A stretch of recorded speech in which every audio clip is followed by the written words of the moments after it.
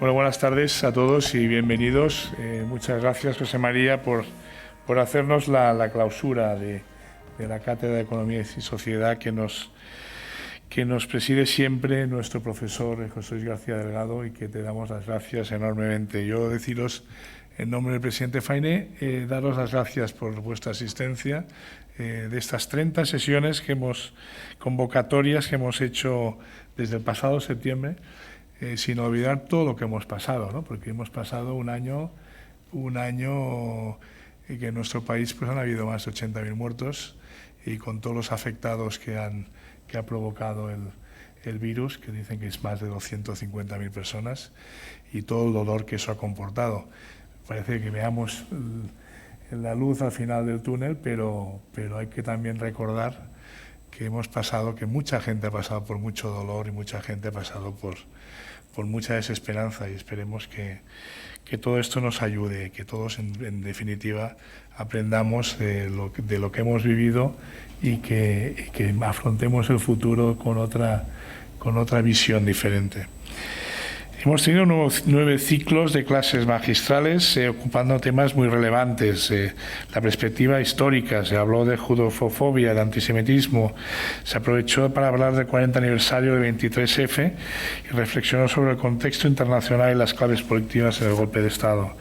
4 tandas de clases magistrales han versado sobre los desafíos principales que hoy tiene con nosotros Europa y todo el mundo: la desigualdad económica y social, la lucha contra la pobreza, la era tecnológica y la irrupción de la inteligencia artificial, el cambio climático. Otros ciclos con clases magistrales también han versado sobre temas de gran calado sobre educación y sistema educativo. En un caso, la presencia de España en la Unión Europea, y hace solo 2 semanas Amelia Valcárcel sobre las pasiones elementales y sus usos sociales, violencia, envidia y hipocresía. Han intervenido Enrique Moradiellos, Juan Francisco Fuentes, Olga Cantó, Luis Ayala, Senén Barró, Xavier Lavandeira, Caterina Casamilia y la citada Amelia Valcárcel. Pero todo ha sido posible gracias a vosotros, a los que habéis venido día a día a este CaixaForum, y a su directora, que en todo momento nos ha dado la bienvenida, al presidente Fainé, que siempre pues ha continuado independientemente con una actividad focalizando todo lo que desde la Fundación, a todos los temas sociales que nos abarcan durante este año y los próximos años, pero sobre todo a vosotros que habéis asistido, que habéis venido, los que lo habéis seguido desde casa en streaming. Darte las gracias, José María Areiza, presidente del Instituto Aspen, porque es una persona, aparte de nos ha dado una clase magistral, es una excelente persona, es una persona de una categoría humana fantástica. Y obviamente, gracias a ti, profesor, gracias por tu sabiduría, por tu buen hacer, por tu persona, por tu bondad. Yo obviamente, como irlandés, tengo que decirte que I will love you, o sea que eres una persona fantástica, y que todos te quieren, y que gracias a ti pues hacemos posible día a día esta cátedra, y adelante, y bueno, y hasta el año que viene. Venga, hasta ahora. Gracias.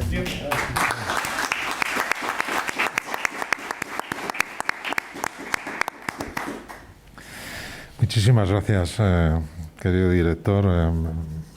Bueno, me ha emocionado lo que has dicho, así que de verdad muchísimas gracias. No estaba previsto, se lo puedo asegurar, ¿no? Y querida directora y queridos amigos, señoras, señores, lo que les han oído, ¿no? Muchísimas gracias. Una buena parte de ustedes, de vosotros, ha seguido toda esta programación a lo largo del año, estas 30 convocatorias en circunstancias no fáciles, y bueno, por eso el agradecimiento este año está es mucho más obligado, ¿no? Y mucho más justificado, de verdad. Muchas gracias, y además ese es, como me gusta decir, es el interés que suscita nuestra programación en ustedes, en vosotros, es lo que la mayor motivación para seguir un poco apostando por programas de calidad, ¿no? Por temas y por personas que con toda cualificación los puedan desarrollar, ¿no? En definitiva, no hacemos sino responder al mandato originario. Antes Girolne ha citado al presidente Fainé. La cátedra es una creación directa de él, de Isidro Fainé, cuando era director general de la Caixa, en la segunda mitad de los años 90, en la segunda mitad del primer decenio de este siglo, en el año 6-7. Yo me acuerdo perfectamente la primera conversación con él. Solo voy a pedirte dos cosas: que elijas temas con amplia proyección social, justificada proyección social, que interesen, que apunten a temas nucleares, ¿no?, a temas palpitantes de la sociedad, del conjunto de la sociedad, y que después pienses en ponentes de la máxima cualificación, ¿no?, con independencia, digamos, con toda libertad y con toda independencia, con ponentes que tengan el crédito de su prestigio bien ganado, ¿no? Y es lo que hemos tratado de hacer, ¿no?, en la relación tanto de temas que ha recordado ahora nuestro director, como las personas que este mismo año las han defendido. Yo creo que en la medida que hemos sabido, hemos apostado, hemos seguido, hemos correspondido, hemos sido leales a ese doble mandato fundacional, ¿no? Como ahora en esta conferencia de clausura, que empieza, va a ser una estupenda lección magistral, querido José. Esto que yo creo que acierta con el título, ¿no? Es un título muy bonito, ¿no?, declarar la interdependencia, ¿no?, con ese pequeño guillo, ¿no?, que está muy bien. A mí cuando me lo dijo la primera vez, cuando me lo transmitió la primera vez José, pensé que acertamos por lo pronto ya con el título, ¿no?, y el tema, ¿no?, porque el tema, después de tan zarandeada la vinculación transatlántica con administración Trump, pues afortunadamente las cosas parece que vuelven a su carrera, a poder declarar de nuevo la interdependencia, que ha sido, como sabemos, absolutamente clave, tal vez las dos o tres claves de este largo ciclo, afortunadamente, de libertad, de paz, de libertad, y con todas las fluctuaciones que queramos, de prosperidad que ha conocido el mundo europeo desde el final de la Segunda Guerra Mundial. Ese triángulo virtuoso, paz, libertad, prosperidad, pues se debe fundamentalmente, una de las claves, sin duda alguna, ha sido el vínculo transatlántico, ¿no? Y por tanto, bueno, hay que alegrarse, ¿no?, que se vuelva de nuevo a recuperar, ojalá que a intensificar, ¿no? Y bueno, todos conocéis a José Ariza Carvajal. Yo tengo que agradecerle su disponibilidad. Lo que ha dicho antes Sergi Lone, pues es rigurosamente cierto. Calidad profesoral y calidad como especialista en política internacional y particularmente en Europa, ¿no? El seguimiento que él hace a través de medios de comunicación, digamos, en su faceta, digamos, de buena divulgación, ya no que tiene no solo como investigador, no solo como docente, pero su faceta de alta divulgación, de buena, seria divulgación, es magnífica. Él sabe que hay muchas semanas que pues, vía email o vía telefónica, después de leer su columna o su artículo sobre el tema, le tengo que llamar para felicitarle, ¿no? Hace una labor en ese sentido, me parece a mí impagable, de crear buen criterio, ¿no?, y de criterio siempre bien ponderado, equilibrado, ¿no?, muy bien informado y al mismo tiempo muy bien documentado, y al mismo tiempo con una gran ponderación de criterio, ¿no? Y después la elegancia de la escritura, como la elegancia de la dicción, lo vamos a comprobar inmediatamente de nuevo, ¿no? Es una suerte volver a contar con él. Estuvo en esta cátedra ya hace 4 años, hará pronto 4 años, yo creo que fue en septiembre del 17, hablándonos precisamente, era el 17 y por tanto se cumplían 60 años de aquel marzo del 57 que se firmó, cuando se firmó el Tratado de Roma, ¿no?, constitutivo de lo que hoy es la Unión Europea, ¿no? El primer paso, digamos, no el primer paso, pero el primer paso, digamos, que formalizaba ya definitivamente esa criatura entonces pequeña, pero con una gran ambición desde el principio, ¿no? Y nada más, ojalá que no pasen otros 4 años, que no tengan que pasar 4 años, querido José, para que vuelvas a estar con nosotros en esta tribuna y ante todos ustedes, ¿no?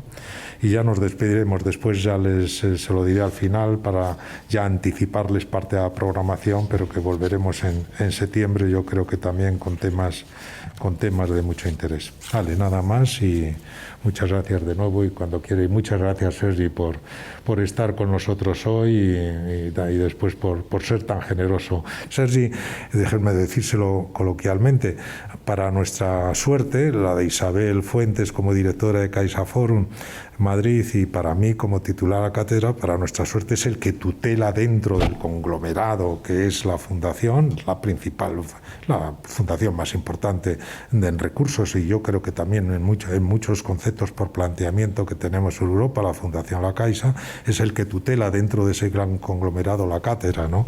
Así que muchas gracias por estar con nosotros esta tarde y nada más, José. Buenas tardes y muchísimas gracias. Es un placer y un honor participar hoy al final de este ciclo. Quería empezar dando la enhorabuena a la Fundación La Caixa por la excelencia, la diversidad, la ambición con la que ha planteado su programa en un año muy difícil para todos. Y las palabras de Sergi Lafin, pues se las agradezco profundamente. Su generosidad, el apoyo a todas las cosas que hacemos desde Aspen Institute España.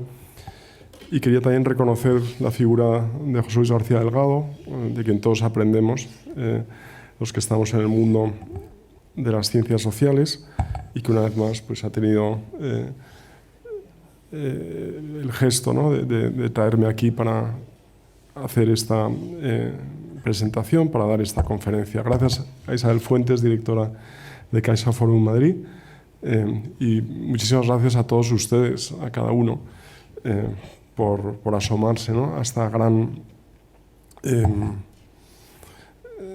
escena, ¿no? donde se está volviendo a definir la relación entre los dos lados del Atlántico Norte, Europa y Estados Unidos, que yo quiero pensar que es un tiempo nuevo en el que hay muchísimas cosas por hacer. Como sufro intensamente de alergia, voy a utilizar una presentación para guiar un poquito más mis palabras. Este es el índice que he preparado. Me gustaría echar un vistazo con todos ustedes, simplificando y a grandes rasgos, dónde está la geopolítica una vez que hemos pasado ya lo que parece que ha sido la peor parte de esta pandemia global. Hablar del regreso de Estados Unidos a la escena global, algo que resulta paradójico, la primera superpotencia occidental que tenga que volver a ser un actor global, pero está en eso. Hablar también desde Europa, esta es una gran fundación europea, hablar desde los valores, las instituciones, las políticas europeas, ¿dónde estamos? Y, como no, en medio del Atlántico, hacer una referencia al primer antiguo Estado miembro, al Reino Unido, que acaba de salir de la Unión. Me gustaría también plantear cómo relanzar la alianza transatlántica, también incidir en la contribución posible desde España y compartir con ustedes una idea final. Martin Wolf, hace 2 años y medio, en un debate en Sant Cugat, organizado por Aspen y por ESADE, mis 2 casas, contó en una cena multitudinaria, no estoy revelando ningún secreto, que veía al mundo básicamente dirigiéndose en estas direcciones. El mundo iba hacia menos globalización, claramente estaba marcado por el ascenso de China, conocía una recesión democrática, esos son los términos que utilizó, y se refería, como no, a Rusia, a Turquía, a Filipinas, a Hungría, a Polonia. Le preocupaba especialmente, yo creo que nos preocupa a todos, la pérdida de confianza en las élites y en las instituciones, el vigor del populismo. Hoy, en casi todos los países occidentales, menos jóvenes creen en la democracia que hace 10 años. También se refería al desafío digital, a la necesidad de aprovechar las oportunidades de esta gran transformación en marcha, creando además reglas del juego para las grandes empresas de este mundo Big Tech, precisamente para preservar valores, preservar derechos, para civilizar este progreso. Y también añadía a la lista 3 emergencias, ¿no? Climática, migratoria y de ciberseguridad. Pues bien, a la salida de lo peor de la pandemia hay algunos elementos nuevos. Todos estos elementos citados por Martin Wolf yo diría que se han acelerado, pero además Estados Unidos vuelve a la escena global. Hay oportunidades para una Unión Europea que ha conseguido que el Brexit no sea un factor profundo de desunión. Y además nos encontramos con una China que no solamente está en ascenso, sino que sale de la pandemia con más nacionalismo, con más asertividad, pero también con un problema de lo que podemos llamar poder blando. Una China menos atractiva, una China que expone un modelo alternativo a las democracias liberales, pero que quizá es un modelo que ya no se ve de una manera neutral, sino que empieza también a evaluarse en términos civilizatorios. Y el cuarto rasgo, las futuras pandemias. Sabemos que a lo largo de nuestras vidas vamos a convivir con más pandemias y por lo tanto hay una demanda de cooperación global. No hay la infraestructura internacional, las instituciones, las normas, las políticas para hacer frente como humanidad a la siguiente pandemia. Me gustaría centrarme en Estados Unidos al principio.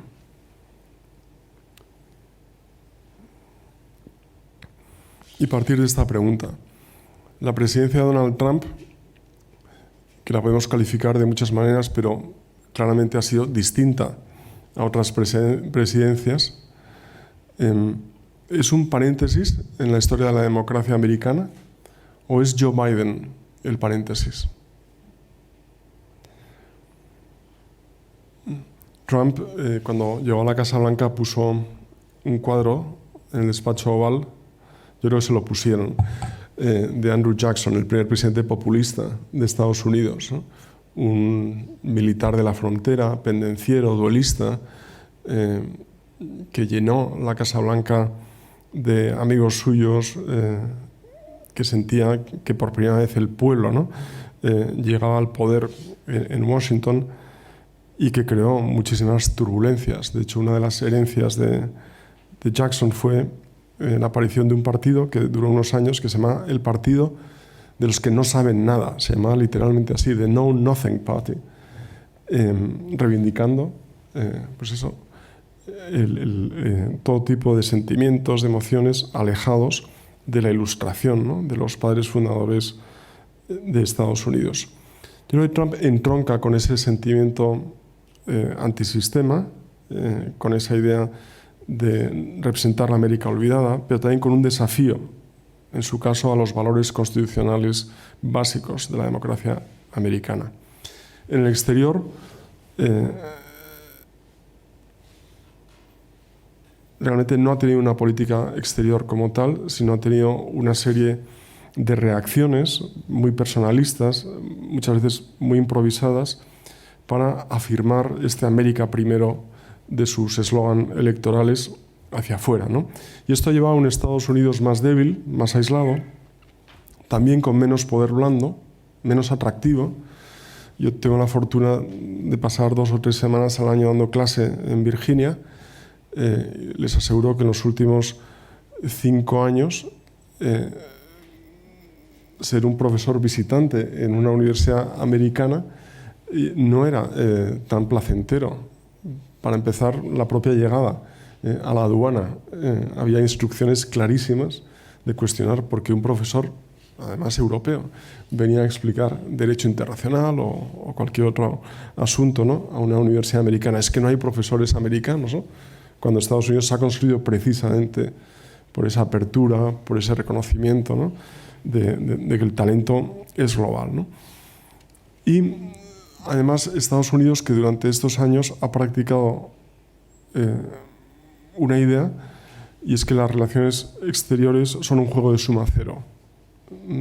Las ideas de cooperación, por supuesto de integración, los regímenes multilaterales, por decirlo así, han quedado en el olvido. Pues bien, desde enero de este año, claramente una de las misiones de Biden es hacer que Estados Unidos vuelva al mundo. Biden, además, como presidente, tiene una gran discrecionalidad sobre relaciones exteriores, que se la da la Constitución y la propia práctica política de estos últimos 80 años de presidencia americana. Él es un realista, él no participa de la corriente idealista de, por ejemplo, exportar la democracia o de llevar el sueño americano a todos los rincones del globo. Es, yo creo, después de George Bush 41, de Bush Father, el político que llega a la presidencia con más experiencia precisamente en el ámbito exterior. Y tiene una prioridad: la competencia, la cooperación con China. Y además, en una América profundamente dividida en casi todos los temas, este es un asunto en el que hay acuerdo, en el que hay consenso.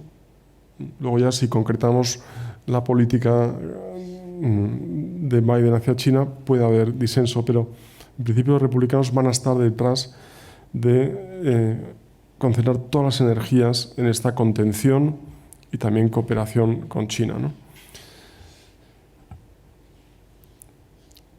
Biden está llamado, por lo menos pensamos muchos europeos, a restaurar y a reconstruir el multilateralismo, que es además una herencia netamente norteamericana del final de la Segunda Guerra Mundial. Pero yo creo que su posición es tan realista que solo lo va a hacer en la medida en la que ayude a los intereses de Estados Unidos. Y así la vuelta a la Organización Mundial de la Salud, al acuerdo nuclear de Irán, a la Organización Mundial de Comercio, el desbloquearla, a los acuerdos de París sobre cambio climático, es en función estrictamente de los intereses de Estados Unidos. No podemos dar por sentado que por el hecho de que sea un régimen multilateral en el que Estados Unidos tuvo algo que ver hace 70 años, Biden va a volver y lo va a endosar. Y además, para Biden, la política doméstica, lo sabemos, es la prioridad. Vacunas, va a cumplir su promesa de que el 4 de julio va a poder haber barbacoas en las que todos van a estar sin mascarilla, vacunados, ¿no? Planes de estímulo económico y también protección de la democracia. Y aquí los asuntos de relación entre razas son muy importantes, también de lucha contra noticias falsas, de asegurarse que los sistemas de votación no pueden ser manipulados a través de ciberataques. El gran desafío de Biden, lo dijo en su homilía de inauguración, fue una verdadera homilía laica, ¿no? Es hacer que disminuya la polarización, es conseguir que haya más unidad dentro de 4 años. Él sabe que él es una figura de transición, llega con las fuerzas justas, por su edad y también por su estado físico. Por supuesto, ha dicho que se va a presentar otra vez, es lo que diría cualquiera, para que le dejen gobernar. Pero tiene una tarea dificilísima en solo 4 años, hacer que disminuya la polarización. Los demócratas y los republicanos viven en 2 mundos distintos y paralelos. Yo creo que hay partes de Estados Unidos donde ya uno sabe quién es demócrata y quién es republicano solo por el aspecto físico, por la forma en la que uno viste, ¿no? El 80% de los demócratas piensan que el Partido Republicano está en manos de racistas. El 78% del Partido Republicano, perdón, de los republicanos piensa que el Partido Demócrata está en manos de socialistas. Esta es la mirada del otro. Es decir, es una interpretación de la política desde el antagonismo. El problema no es solo la polarización, es considerar que el que no piensa como tú es un enemigo. Y además, todavía, casi el 80% de los republicanos piensan que Biden no gana las elecciones limpiamente. La tesis conspiranoica de Trump. No hay ninguna prueba, Ha habido más de 60 pleitos, el Tribunal Supremo se ha pronunciado 2 veces y aún así las elecciones se ponen en duda.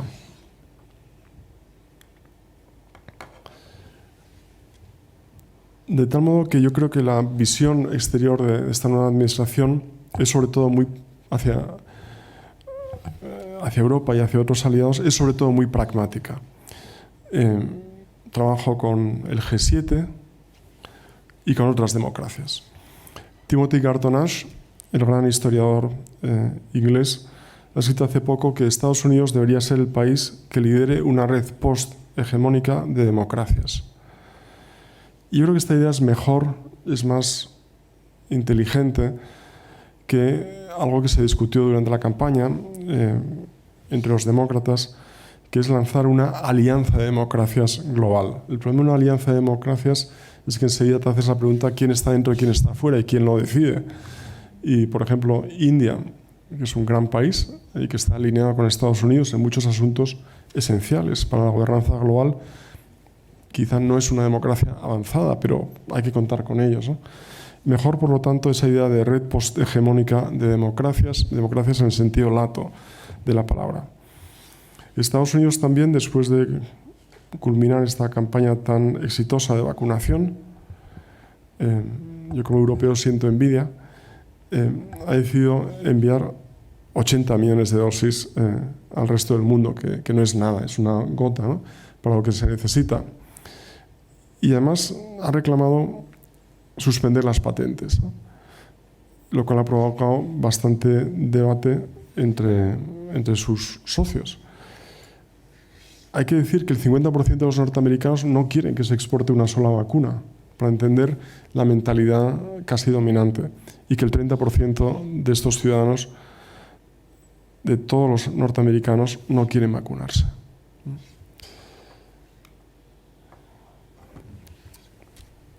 En el campo republicano, Donald Trump controla firmemente su partido, incluso después del ataque al Capitolio del 6 de enero. Hay que recordar que los demócratas tienen mayorías exiguas en las cámaras y además divisiones internas serias, y que hay elecciones legislativas en menos de 2 años. Y se podían perfectamente perder una o 2 cámaras para los demócratas. A cambio, la tendencia demográfica ayuda a los demócratas y también la pujanza económica.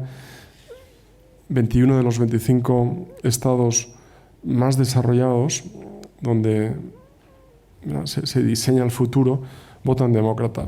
Pero al mismo tiempo hemos visto, haciendo análisis de las elecciones de noviembre, que los demócratas ya no tienen el monopolio de las minorías. Si vemos el voto hispano, es muy interesante, está totalmente dividido a estas alturas.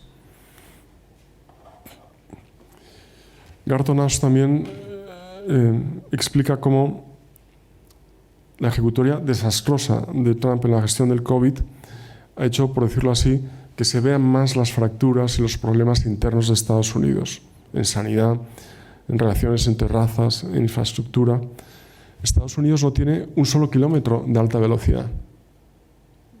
Todos los proyectos en California, en Florida, en Washington, han tenido al final tantos obstáculos por una gobernanza caótica que no se han llevado a cabo.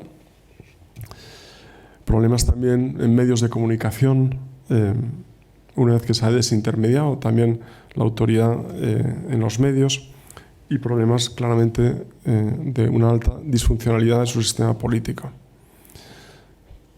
Pues bien, también hay que recordar que sin pandemia, sin COVID-19, es muy posible que en esta situación Trump hubiese conseguido un segundo mandato.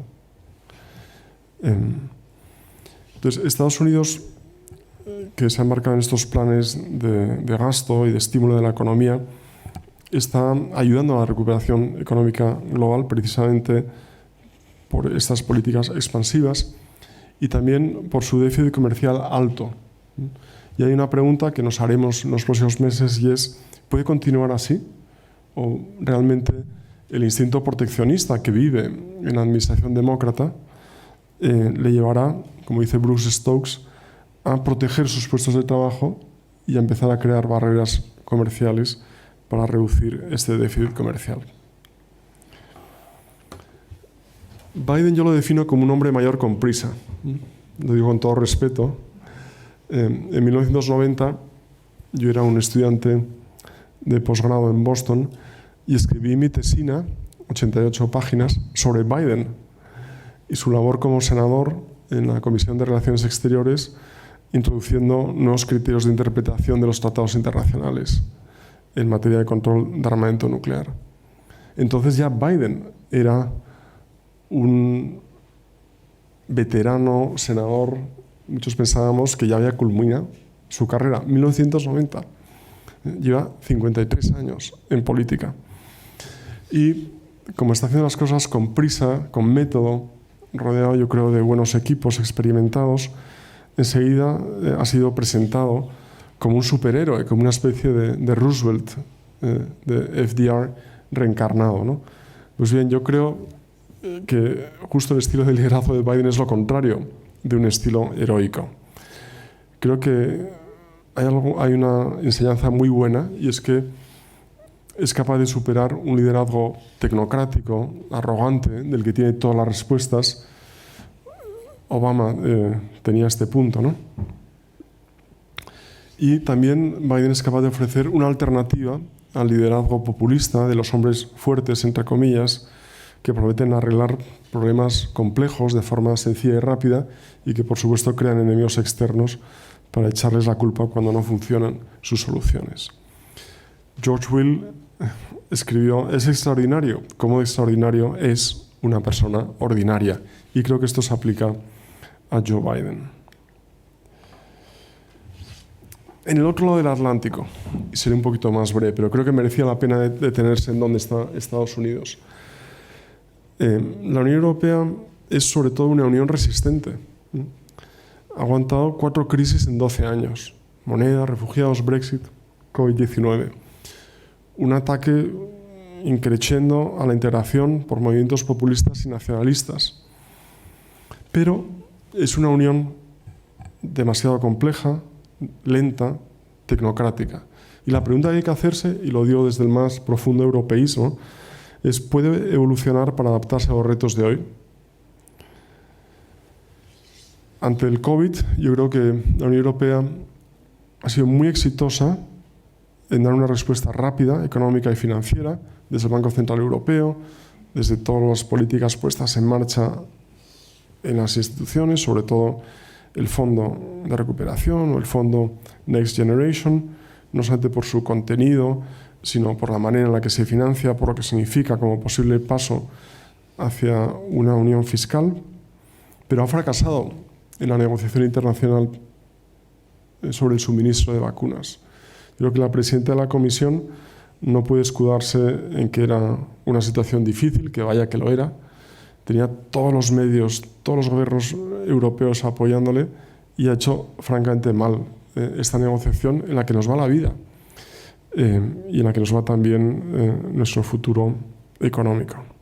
Por fortuna vamos a recibir muchísimas vacunas, estamos recibiendo ya, gracias a que se ha terminado prácticamente la vacunación en Estados Unidos y en Reino Unido, pero hay que exigir responsabilidades y hay que repensar, ¿no?, qué ha salido mal en esta gestión de la Comisión. La eurozona sigue en construcción. Desde el 2012 yo creo que la moneda que llevamos en el bolsillo ya no es el euro, es algo distinto, ha mutado. Y esto es una buena noticia, pero no está completa. Falta completar la unión bancaria, la unión fiscal, la unión económica, pensar qué unión política puede sostener esta transferencia de recursos y de competencias al centro. El mercado interior se ha debilitado claramente durante la pandemia. El poder europeo hacia el exterior, hablaremos ahora de ello, sigue muy fragmentado, y la Unión necesita inmigrantes por sus datos demográficos. Y necesita además pensar cómo conseguir su integración social, cómo decir a los inmigrantes que llegan aquí para quedarse: esta es tu casa, este es tu país. Y estos son valores, normas, afectos que queremos compartir contigo. José Ignacio Torreblanca, un gran amigo y un gran investigador sobre interacción europea, escribió hace años que la Unión Europea, en su proyección exterior, tiene el problema de poseer una genética introvertida, es decir, fue diseñada para resolver problemas internos y además poco a poco a través de consensos. Y hoy la mayoría de los desafíos vienen de fuera de las fronteras. Estamos en un mundo que va hacia menos multilateralismo, hacia una competición multipolar, y la pregunta existencial para los europeos es: ¿habrá un polo europeo en este nuevo contexto global? Nacho Torreblanca también utiliza una metáfora que a mí me gusta mucho, y es que la Unión Europea debe aprender de los osos panda en política exterior de seguridad y defensa. Los osos panda, yo no lo sabía, no tenían dedo pulgar, y sin embargo era esencial para poder alimentarse de bambú, para sostenerlo, ¿no? Incluso para disfrutarlo. Y con el tiempo evolucionaron y el hueso de aquí abajo de la mano, poco a poco, se fue convirtiendo en un falso pulgar. Y hoy en día los osos panda tienen 6 dedos. ¿Por qué? Porque la necesidad, ¿no?, por razones funcionales muy obvias, ¿no?, han mutado. Bueno, los europeos en esa proyección exterior tenemos que pensar como un oso panda, desarrollar un 6º dedo. Josep Borrell lo dijo muy bien al principio de su mandato como alto representante, ¿no? Los europeos tenemos que hacer un rápido aprendizaje del lenguaje del poder. Ante la revolución digital, la Unión Europea es un poder regulatorio y también un actor formidable en política de competencia. Es el verdadero regulador de Silicon Valley. Pero los árbitros no ganan los partidos. Entonces, la pregunta europea, y esto tiene una clarísima consecuencia global, es cómo liderar en innovación, atraer talento y empresas, mantener el mercado abierto, aprovechar las oportunidades y también hacer frente a las amenazas de la revolución digital. Al comienzo de la pandemia hubo un debate muy interesante que sigue sobre la necesidad de autonomía estratégica europea. No había apoyo de Estados Unidos y se revelaron enseguida grandes debilidades de la Unión Europea en sanidad y también en tecnología digital, por ejemplo, la ausencia de semiconductores en el continente. Respecto a China, la Unión Europea desde 2019 ya considera a este gran país asiático un rival sistémico y está evolucionando hacia una política más firme con Beijing, por ejemplo, en control de inversiones. Lo siguiente es definir una política industrial y también, yo creo, un enfoque común sobre seguridad y tecnología digital.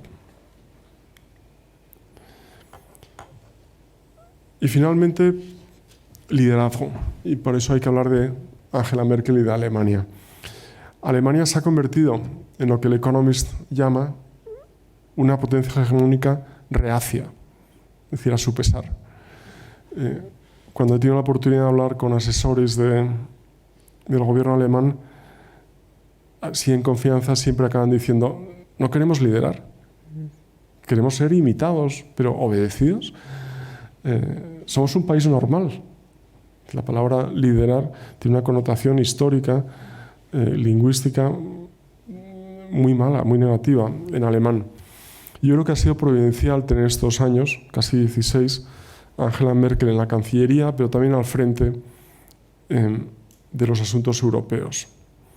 Lo ha hecho en tiempos muy difíciles. Ha sido una líder contra la adversidad, con un liderazgo cauto, incremental, científico, basado en valores humanos, como vimos en su defensa de los refugiados, de su dignidad humana en el momento más crítico de esta crisis. Y su contribución final, cuando ya parecía que no tenía peso político, ha sido en el liderazgo de la lucha contra el COVID-19 en Alemania y también a nivel europeo, con resultados mixtos, pero ha vuelto a dar todo lo que ha podido de su capacidad, ¿no?, de conseguir cosas, de llegar a acuerdos, de hacer avanzar la agenda alemana y europea totalmente entrelazada. Otros líderes europeos, Emmanuel Macron, Mario Draghi, a mi entender, no pueden sustituirla por varias razones. Primero, por el país que representan, mucho menos internacionalmente.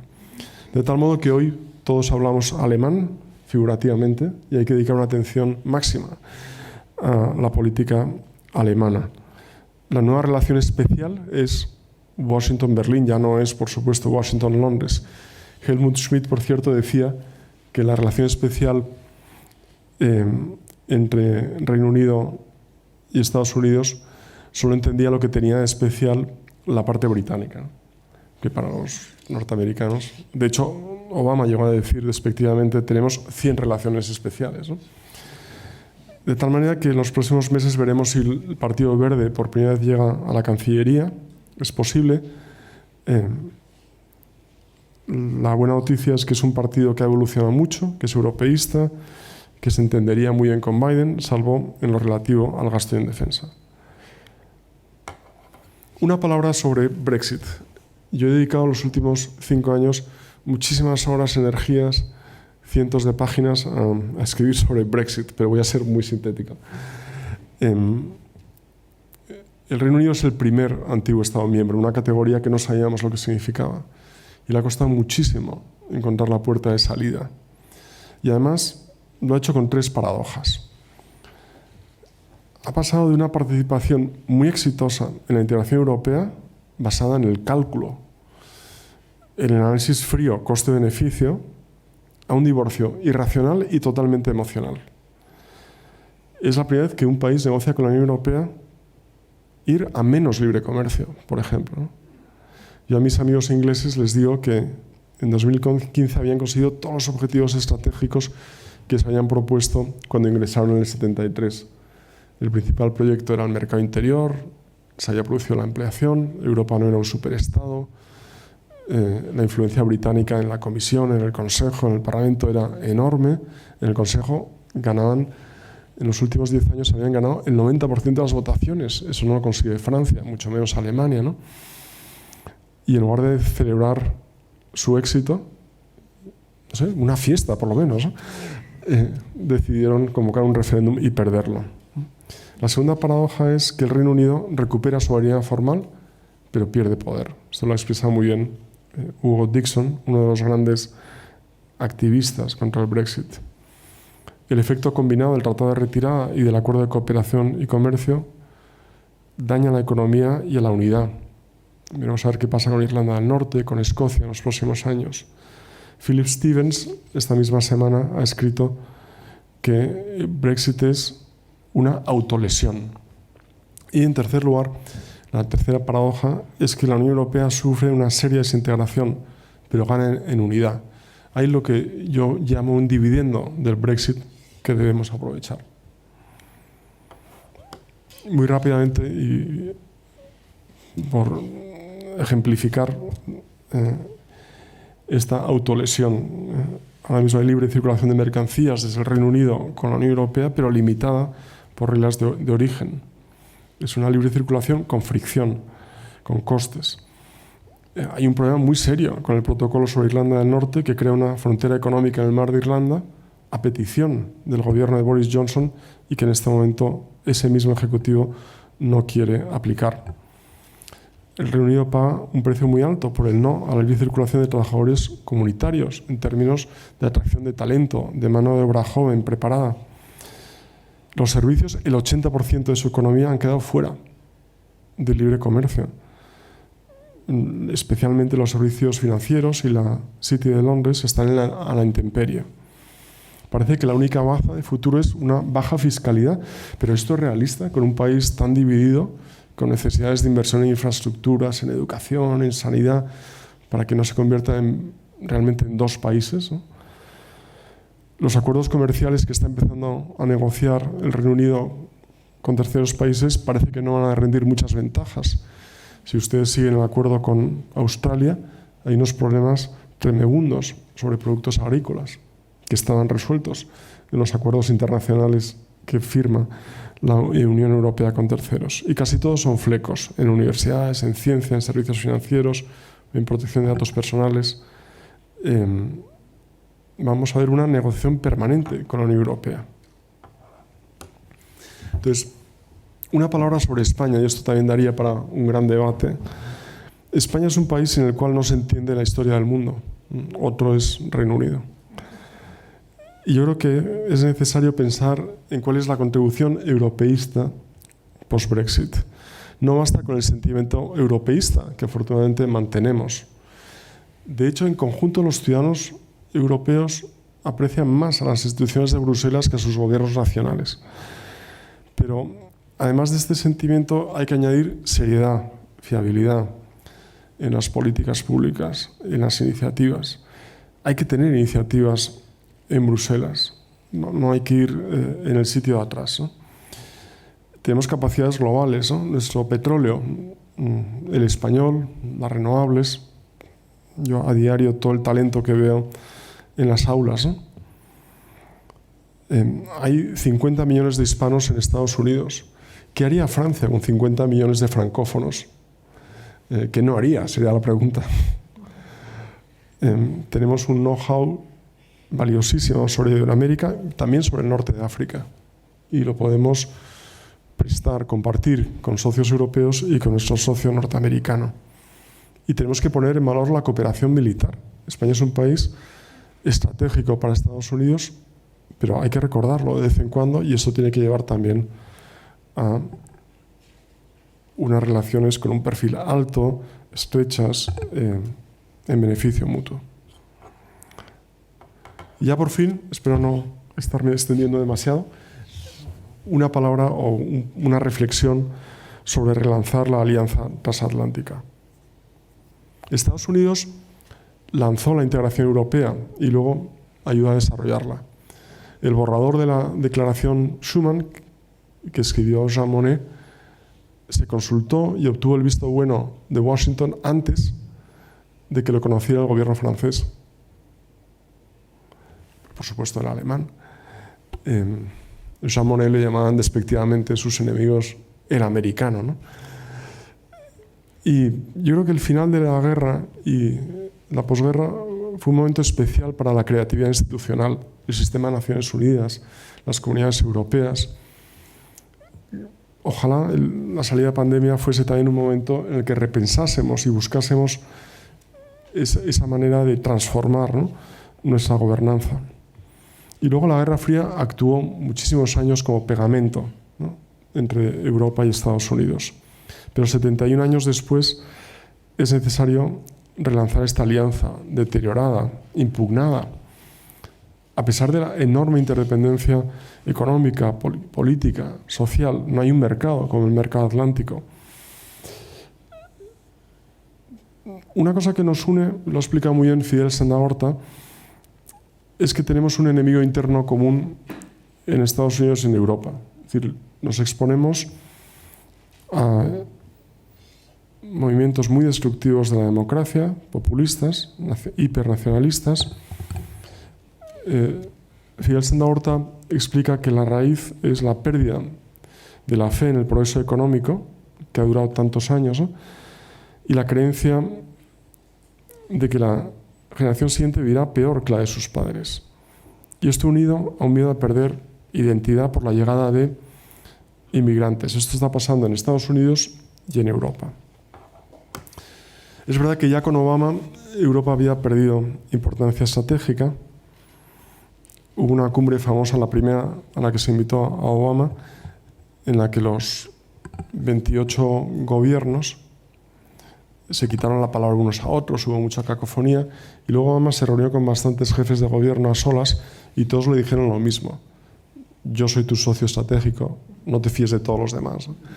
Por lo visto, cuando llegó al avión para volver a Washington, Obama dijo a su asesor, que es el que lo contaba: nunca más quiero reunirme con estos. Pero Obama no tenía un pase europeo, no entendía Europa de esa manera tan profunda como ha ocurrido con otros presidentes americanos. Y inició lo que se llama el giro hacia Asia. Trump no es que fuera indiferente, sino que entendía a la Unión Europea como un enemigo, celebrando Brexit, despreciando a Angela Merkel, etc. Realmente necesitamos volver a empezar. La buena noticia es que al igual que Sergey Laughlin, Biden se siente irlandés. Quizás el último presidente de Estados Unidos pro-europeo. Ha expresado su firme apoyo a la OTAN, pero espera un mayor compromiso presupuestario de sus miembros. Estados Unidos ya no pregunta a los europeos cómo puedo ayudar, sino ¿vas a ser parte de la solución de los principales retos globales?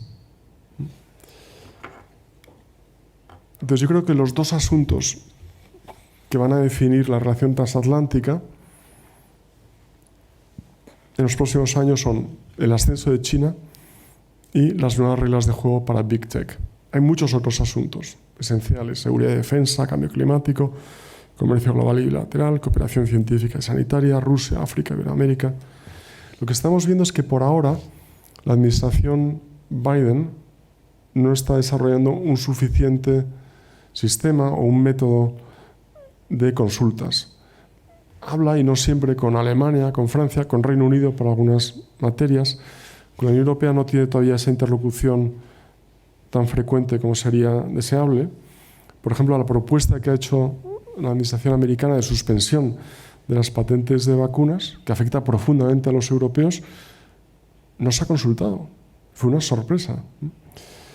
Es necesario mejorar en el día a día y crear nuevos marcos institucionales. China sabemos que tiene una ambición global, ahora que tiene las capacidades, que es más nacionalista a la salida de la pandemia y que sus dos prioridades, como explica muy bien Fidel Senda Horta, es ganar la carrera de la tecnología digital, de la inteligencia artificial y la iniciativa de infraestructuras y de inversión económica Belt and Road. No he encontrado una buena traducción al castellano, por cierto. Pero detrás de estas iniciativas de una nueva superpotencia hay algo más profundo, que es un desafío ideológico al mundo occidental. La pregunta de si funciona mejor una tecnoautocracia. Y necesitamos un enfoque que sea occidental, común, norteamericano y europeo a largo plazo para cooperar y para contener a China. Y nos va todo en ello. Sobre Big Tech es al mismo tiempo, ¿verdad?, la revolución digital, una gran oportunidad económica, pero también hemos visto que es una posible amenaza a la democracia y a los derechos fundamentales. El propio modelo económico, ¿no?, detrás de algunas de estas plataformas, ¿no?, de cosechar comportamientos del capitalismo llamado de vigilancia. Se está hablando de un posible consejo de comercio y tecnología entre los dos lados del Atlántico que ayude a crear reglas comunes para la economía digital y también, algo esencial, una alianza para la ciberseguridad.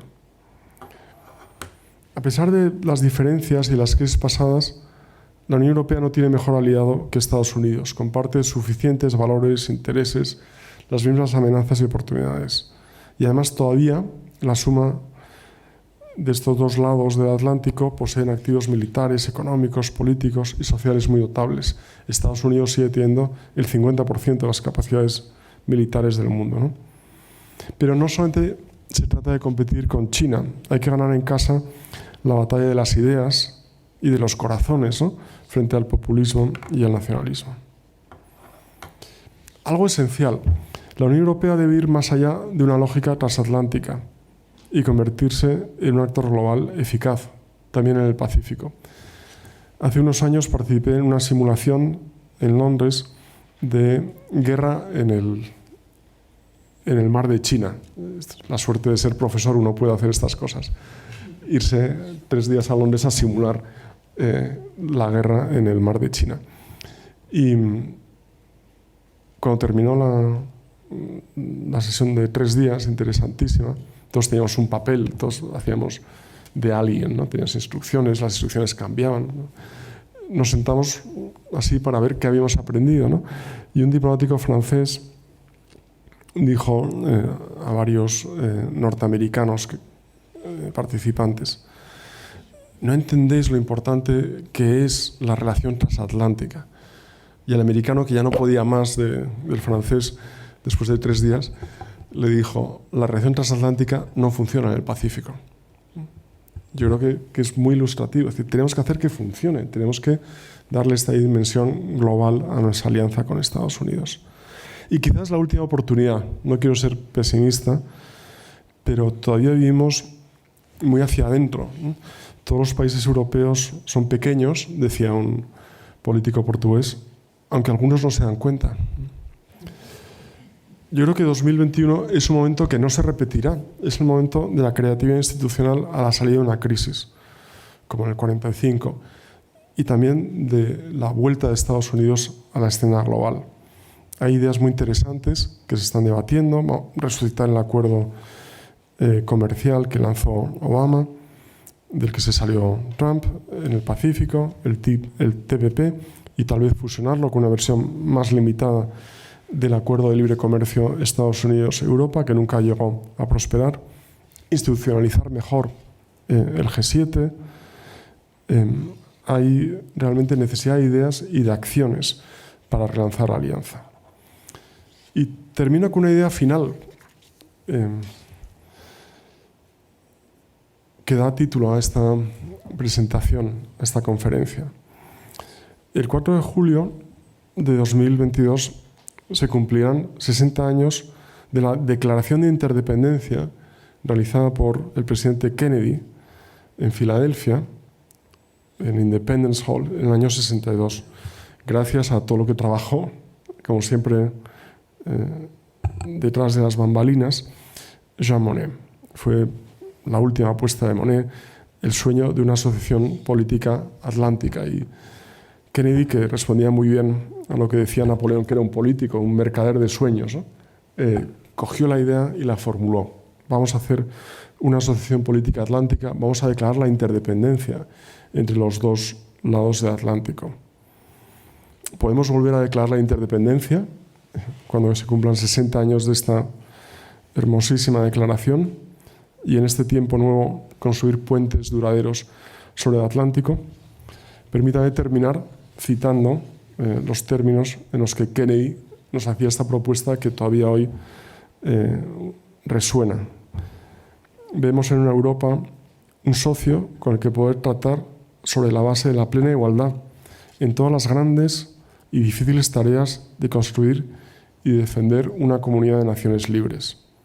Pero diré aquí y ahora, en este día de la independencia, que Estados Unidos está listo para una declaración de interdependencia, que estamos preparados para discutir con una Europa unida las formas y los medios de formar una asociación atlántica concreta, mutuamente beneficiosa entre la nueva unión que surge en Europa y la antigua Unión Americana, fundada aquí hace 175 años. Al instar la adopción de la Constitución de Estados Unidos, Alexander Hamilton dijo a sus compañeros que había que pensar continentalmente. Hoy debemos aprender a pensar de manera intercontinental. Actuando por nuestra cuenta, por nosotros mismos, Estados Unidos no puede establecer la justicia en el mundo, no puede asegurar su tranquilidad doméstica, su defensa común, ni promover su bienestar general, ni asegurar las bendiciones de la libertad para nosotros y nuestra posteridad. Pero junto con otras naciones libres podemos hacer todo esto y más. Y termina. La sociedad atlántica de la que hablo no miraría solo hacia adentro, preocupada por su propio bienestar y desarrollo. Miraría hacia afuera para cooperar con todas las naciones, como núcleo para la unión eventual de todos los ciudadanos libres. Los que ahora son libres y los que no pararán de luchar hasta que algún día sean libres. Muchas gracias.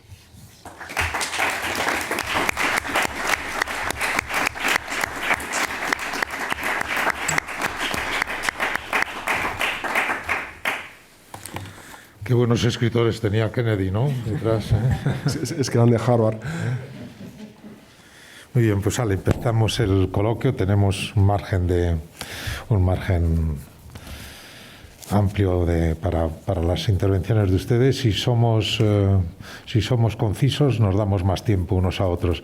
Que he visto primero a Daniel, no te importa, Sergi. Voy a ser breve. Daniel Fernández de Miguel, que es un buen experto también en temas norteamericanos, por cierto. Voy a hacer lo más breve posible para que puedan participar otras personas. Mi pregunta tiene que ver, hemos visto en el siglo XXI cómo han fluctuado las políticas y la imagen que proyecta Estados Unidos hacia el exterior en función de las administraciones. Cambios muy radicales los primeros años con la administración Bush, luego la administración Obama, un cambio todavía más drástico que la administración Trump. Y vemos también cómo vamos hacia una polarización cada vez más creciente. Como usted ha citado al principio, hablamos ya casi de dos realidades, de dos Estados Unidos totalmente separados el uno del otro.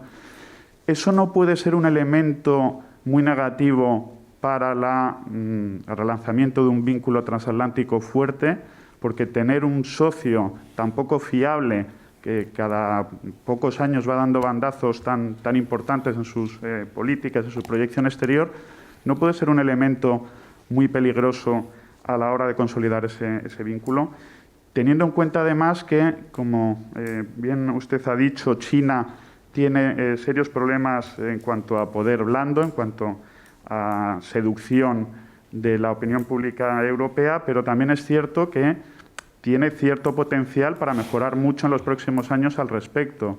Lo estamos viendo, sus éxitos en la campaña espacial, sus éxitos cada vez más notorios en su lucha contra el cambio climático. En fin, tiene elementos que pueden ser muy seductores para las opiniones públicas globales en los próximos años. El acuerdo de inversiones firmado recientemente entre la Unión Europea y China, no sé si también es un elemento que va un poco en esa línea de cuidado, porque hay una alternativa y si Estados Unidos no trabaja bien el terreno, pues puede crear problemas para ese vínculo transatlántico. No me quiero extender más para... Muy bien. Vamos a agrupar quizá preguntas para Sergi Lone. Se me oye, no hace falta.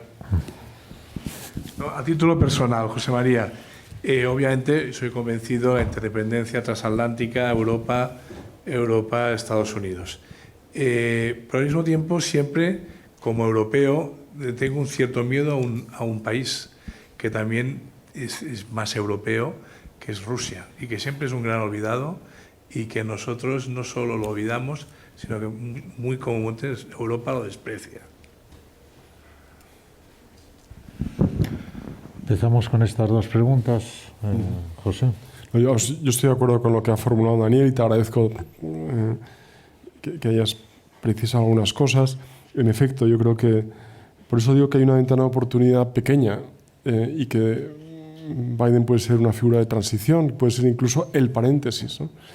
Y no Trump, como yo creo que sería deseable. Y por eso hay que seguir con muchísima atención a lo que pase en la evolución del Partido Republicano. Se podía incluso pensar en que apareciera un tercer partido en un momento dado, lo cual permitiría a los demócratas ganar varias elecciones, ¿no? Y en efecto, China va a hacer todo posible por utilizar las bases que tiene, mejorará sin duda más en poder blando y tiene recursos ingentes, ¿no? para invertir, para comprar empresas, para hacerse más presente en Europa, ya lo está, ¿no?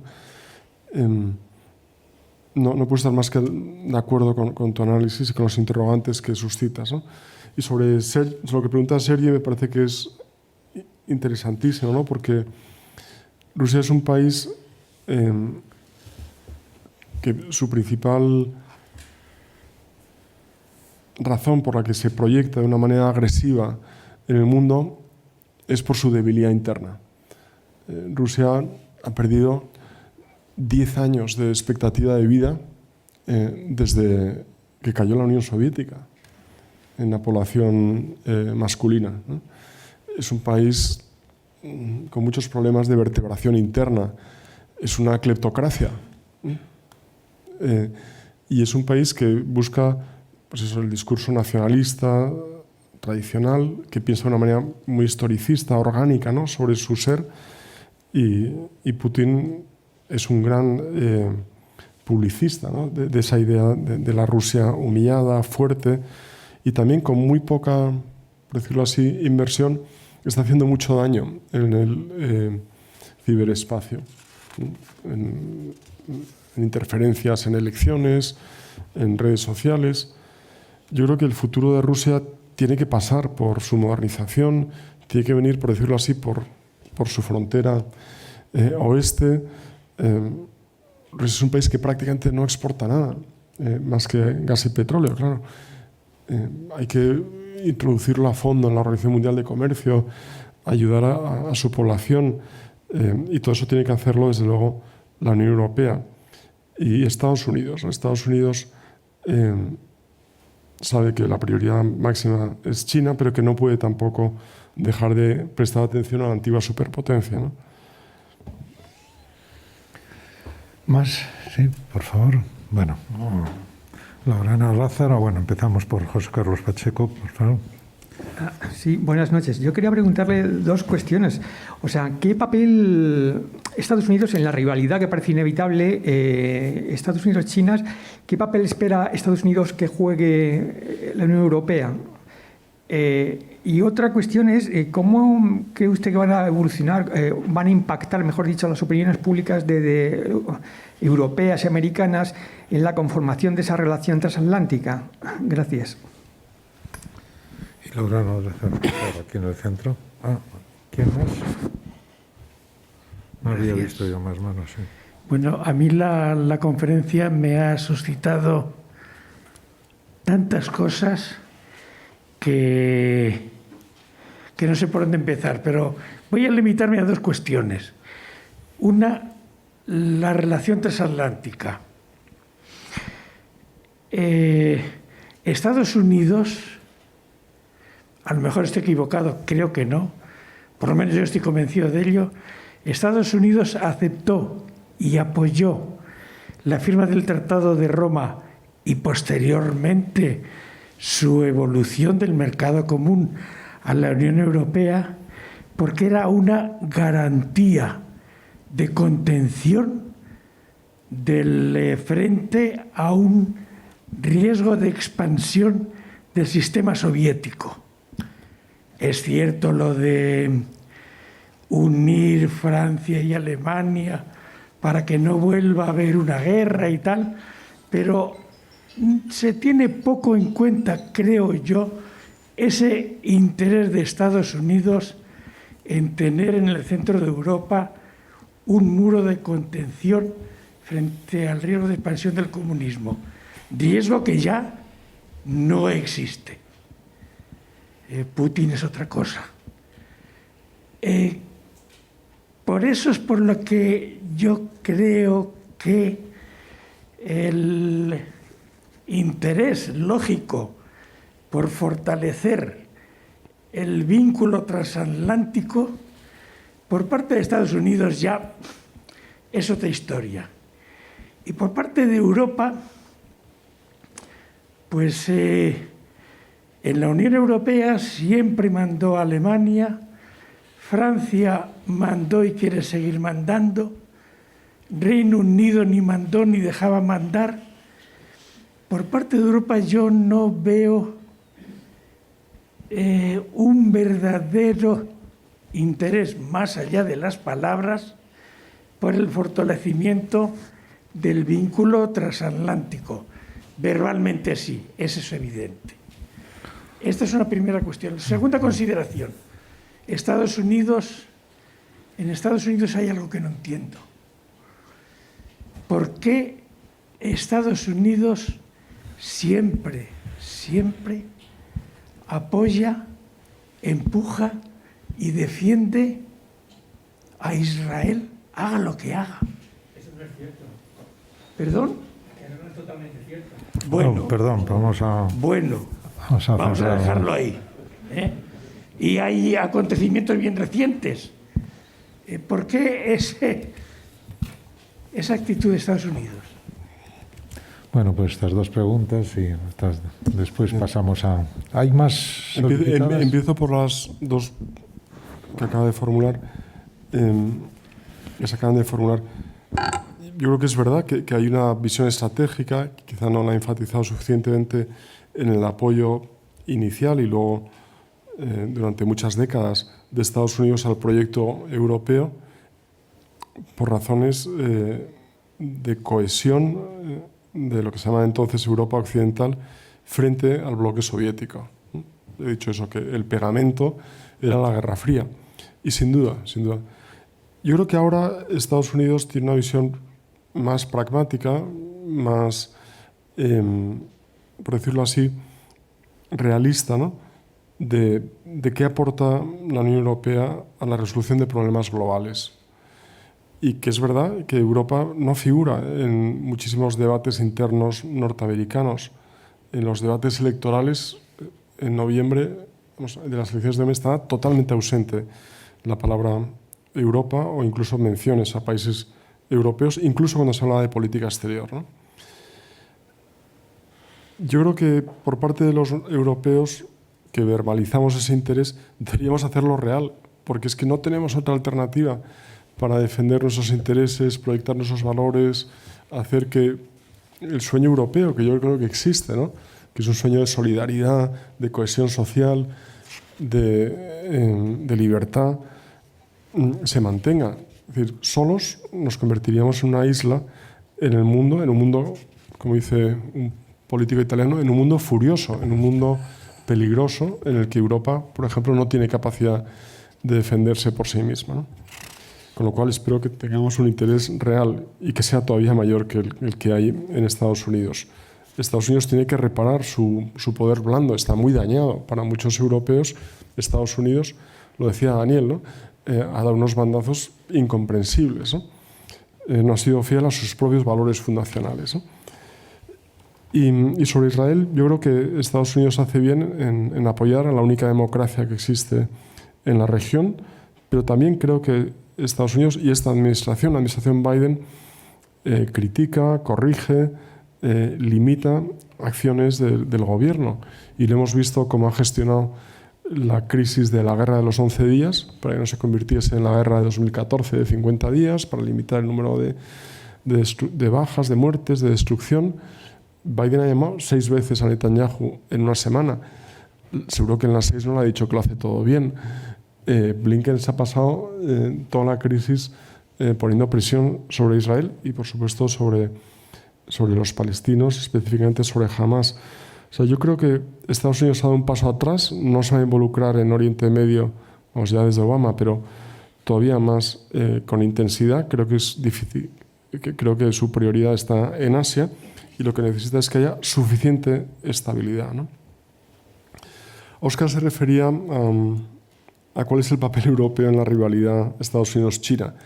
Yo creo que tenemos que hacer que la alianza transatlántica funcione en el Pacífico, ¿no? Por decirlo resumidamente. Tenemos que defender, junto con Estados Unidos, valores e intereses occidentales, nuestro modelo de democracia liberal, de sociedad abierta, de mercado.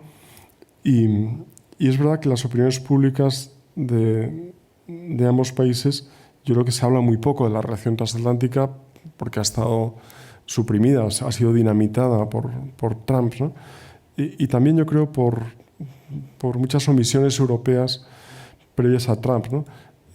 Cuando ganó las elecciones Biden, una persona a la que admiro mucho,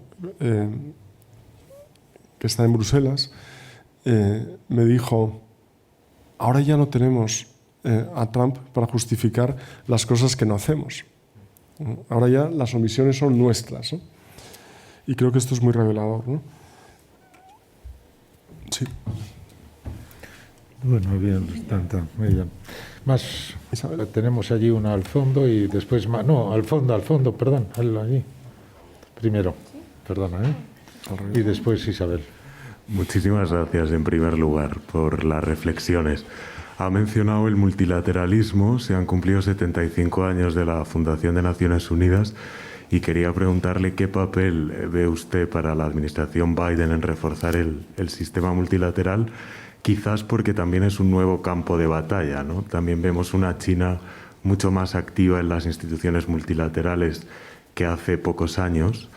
¿Y qué papel ve para Estados Unidos y quizás también para la Unión Europea en este futuro del multilateralismo? Muchas gracias. Pues muchísimas gracias por la pregunta. Yo creo que, en efecto, está muy bien descrito. Es un campo de batalla para Estados Unidos, que Estados Unidos va a tener esta visión pragmática de multilateralismo eficiente, el multilateralismo que funciona para mis intereses.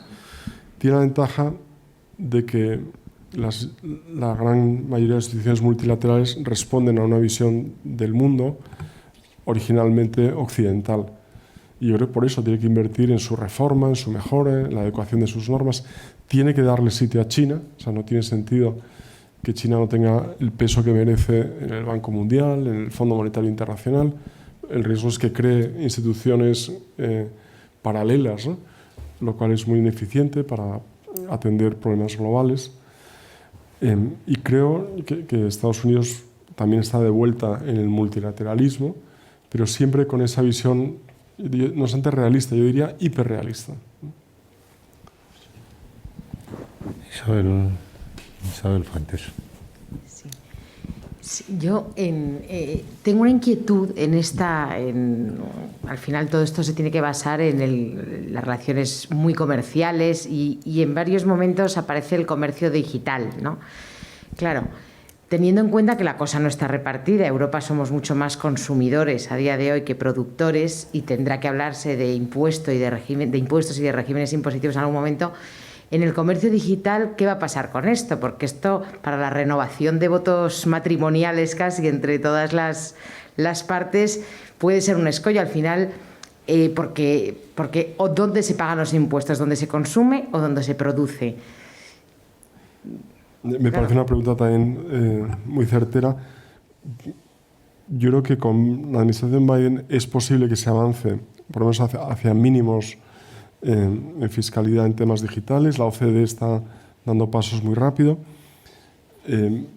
pero algo de lo que hay que ser muy conscientes es que la palabra impuesto y la palabra regulación son dos palabras tabú en muchos debates norteamericanos, pero no con republicanos, con demócratas también. O sea, se cree mucho más en la autorregulación, en dejar que el mercado resuelva problemas sociales, y los europeos muchas veces en debates con norteamericanos parece que somos hiperintervencionistas, pero simplemente pensamos que es la manera de garantizar derechos, de permitir que haya equilibrios que son muy necesarios. Y yo creo que eso tiene que haber una agenda también de fiscalidad, de civilización en el fondo del mundo digital, ¿no? Me gusta mucho la frase de que los impuestos son el precio que pagamos por nuestra civilización, ¿no? Y eso también se aplica a la esfera digital. ¿Más? Entonces aprovecho yo para... me ha llamado especialmente, bueno, primero, qué bien lo de calificar como homilía el discurso de la toma de posesión de Biden, ¿no? Que llegó a citar, y bien citado, ¿no? Trajo bien traído a colación a San Agustín, ¿no? Pero me ha llamado mucho la atención, no sé si también alguno de ustedes, que la declaración Schuman la conoce antes la administración de Estados Unidos, entonces la de Truman, ¿no? Que el propio gobierno francés, realmente eso es muy, muy, muy llamativo, ¿no? Schuman era el ministro de Asuntos Exteriores de Francia, claro. Vamos, es muy, muy significativo, ¿no? Que tiene su lógica, ¿no? Porque era Estados Unidos quien había la condición básica del Plan Marshall, de aportar ese flujo de recursos hacia Europa, era de hecho multilateralismo, ¿no? Y apertura y cooperación y eliminar barreras proteccionistas y a los intercambios comerciales, etcétera. O sea, realmente yo no conocía este detalle, ¿no? Y eso está documentado, vamos, es así, ¿no? Casi todo lo que digo es verdad. Está muy documentado, realmente llama mucho la atención, ¿no? No, algo muy interesante en la biografía de Monnet es que Monnet había estado en todas las negociaciones de posguerra, en la elaboración del Plan Marshall, y que la idea de las comunidades europeas, de la declaración Schuman para poner en marcha la integración europea, está muy vinculada a la ocupación de Alemania por las potencias aliadas, ¿no? Estados Unidos, Francia, Italia, y por la Unión Soviética. Entonces Monnet, que había sido también el autor del plan para reconstruir la economía francesa, el plan Monnet, que llevó su nombre, el único al que le puso su nombre, entendió que sin un enfoque europeo Alemania nunca iba a ser un país normal, no iba a poder incorporarse la Alemania federal, cuando ya se veía la división de las dos Alemanias, al conjunto de países de Europa Occidental. Entonces, la creación del primer mercado, ¿no?, de la Comunidad Europea del carbón y el acero está muy vinculada a resolver el problema territorial alemán, y eso lo consulta Monnet con todos sus amigos americanos. Monnet es el europeo que mejor entrada, que mejores contactos ha tenido en Estados Unidos de la historia, o sea, mejor que Lafayette, desde luego, ¿no? O mejor que cualquiera que haya vuelto por Estados Unidos después, ¿no? Y lo trabaja, y a Estados Unidos le preocupa mucho que sea un cártel, la Comunidad Económica, la Comunidad del Carbón y el Acero. Entonces, por eso se limita también lo que puede hacer la CECA, ¿no? Es apasionante, y se lo han hecho al gobierno francés, a un gobierno muy débil además, y se elige a Schuman porque Schuman, y perdone si me dejo llevar, Schuman había sido soldado alemán en la Primera Guerra Mundial y luego es ministro de Exteriores de Francia. Bien. Bueno, y otro pequeño detalle, y aprovecho, como tenemos que terminar, no más de las... ¿Quieres, Javier? No. Sí. Perdón, utiliza la... Javier, una pequeña curiosidad. Me ha llamado mucho la atención la crítica a Europa, a von der Leyen, por el desastre en la vacunación, ¿no? Y si uno lo mira objetivamente, realmente yo pienso que es un éxito. Es verdad que es un éxito que viene con 2 meses de retraso con respecto al Reino Unido y a Estados Unidos. Y bueno, pues 2 meses en este momento económicamente es algo que pesa y es algo irritante. Pero no deja de ser un elemento irritante, ser, como decimos los sorteras de los economistas, un second best, que no está nada mal, ¿no? Entonces, llamarlo desastre me llama mucho la atención. Y segundo elemento, y no creo que esto sea el drama europeo ahora, para mí me parece mucho más dramático el desastre de Europa de no ser capaz de definir una política migratoria, donde estamos, esto sí que es nuestro pan, absolutamente, ¿no? Nos dedicamos a estas, vamos, ridículas, estas dramáticas fronteras terribles sin que ofrezcamos una alternativa de integrar a no sé cuántos millones anuales que necesitamos, que es que los necesitamos. Entonces, me parece que en un lado es exagerado, mientras que en el otro es dramática la cadencia, ¿no? Sí, muy bien. Pues yo estoy de acuerdo con la apreciación de que, en efecto, hay una emergencia migratoria, lo hemos visto estos días en Ceuta, ¿no? Y que es un problema europeo, no es un problema solo español, ¿no? Y totalmente de acuerdo con eso. Pero reitero que ha sido un desastre la gestión de las vacunas por parte de la Comisión, porque conozco además los detalles. Y von der Leyen solicitó ser ella la que liderase esto en exclusiva. Los gobiernos nacionales, que en esta materia podrían haber dicho es una competencia compartida, dieron un paso atrás, se fiaron, no pidió apoyos, no pidió medios, se lo encargó a una persona que no sabía nada de compras internacionales en la Dirección General de Salud. Llegó tarde, negoció mal, intentó comprar vacunas al coste en una subasta, y esto ha tenido consecuencias dramáticas, no solamente económicas. Se han muerto personas que podían haber sido vacunadas. Y yo creo que hay que exigir responsabilidades políticas. Y a mí me preocupa mucho esa mentalidad tecnocrática de decir, yo soy mejor, yo lo sé hacer bien. Y cuando no lo haces bien, decir, bueno, es que este es un problema muy técnico, para especialistas. Pero vivimos en una democracia también a nivel europeo. Y yo creo que mis representantes rindan cuentas, ¿no? Y en ese sentido lo digo. Bien. Bueno, esto... Bueno, una reflexión final solo.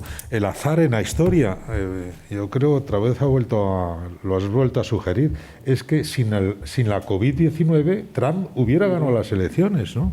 Y todo lo que hemos hablado esta tarde sería totalmente distinto, ¿no? Curioso, ¿no? Vamos, curioso. Es una vez más, ¿no? Una lección de modestia, ¿no? Para quienes piensan el curso de los acontecimientos y de las cosas, ¿no? Bueno, muchísimas gracias de nuevo. Muchísimas gracias a todos.